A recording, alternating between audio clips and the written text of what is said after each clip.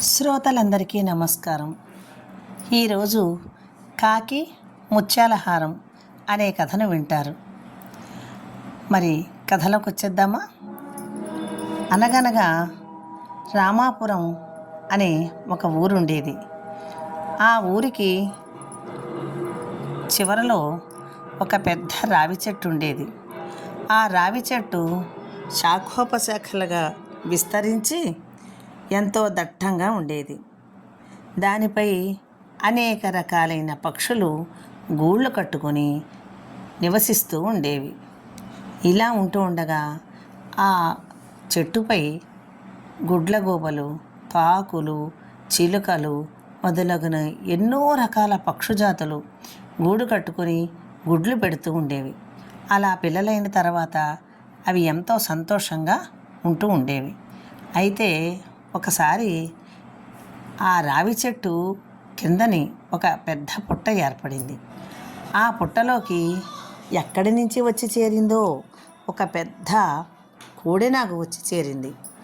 అది చెట్టు మీదనున్న పక్షి గూళ్ళను బాగా అది గమనించి ఆ గుడ్లను తినేయాలని దురాలోచనతో పక్షులు ఆహారానికి వెళ్ళినప్పుడు తాను చక్కగా చుట్టెక్కి అన్ని పక్షుల గూళ్ళను పరికించి అందులో ఉన్న గుడ్లను ఆహారంగా తీసుకుంటూ బాగా బలిసింది.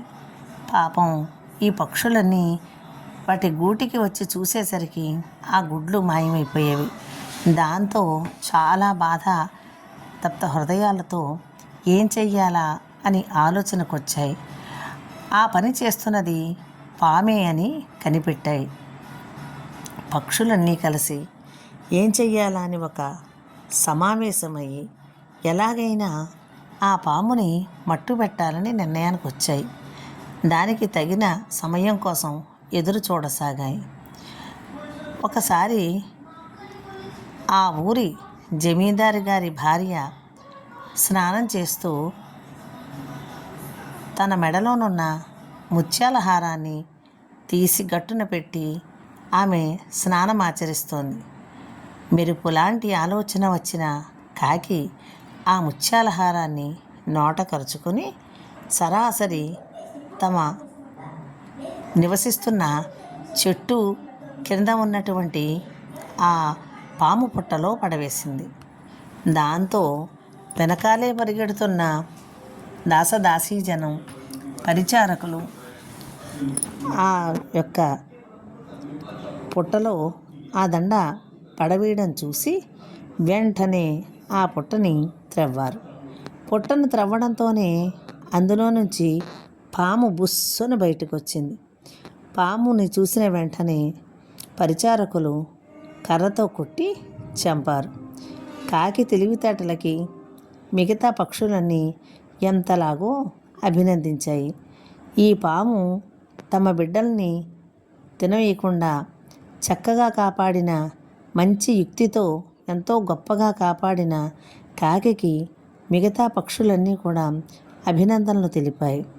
కాకి తెలివితేటలకి అన్ని పక్షులు ఎంతగానో మెచ్చుకొని ఆమెను తమ రాజును చేసుకున్నాయి.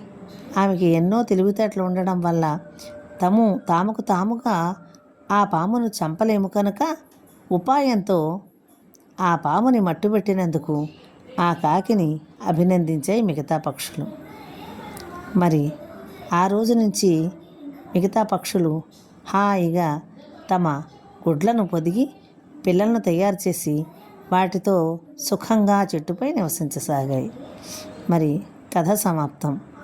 నా కథ నచ్చితే నా ఛానల్ను సబ్స్క్రైబ్ చేసుకుని షేర్ చేసి కామెంట్ చేసి నన్ను మరికొంచెం ముందుకు నడిపించాలని ప్రార్థన. ఇట్లు ధన్యవాదములతో మీ విజయలక్ష్మి.